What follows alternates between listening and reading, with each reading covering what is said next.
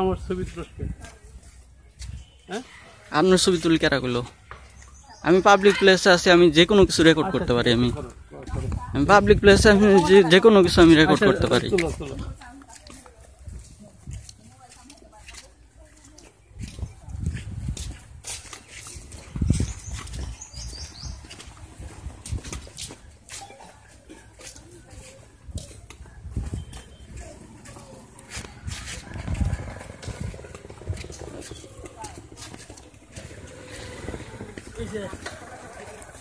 কি হইছে বুঝতে দাও তো কি হইছে আমি কই দিকে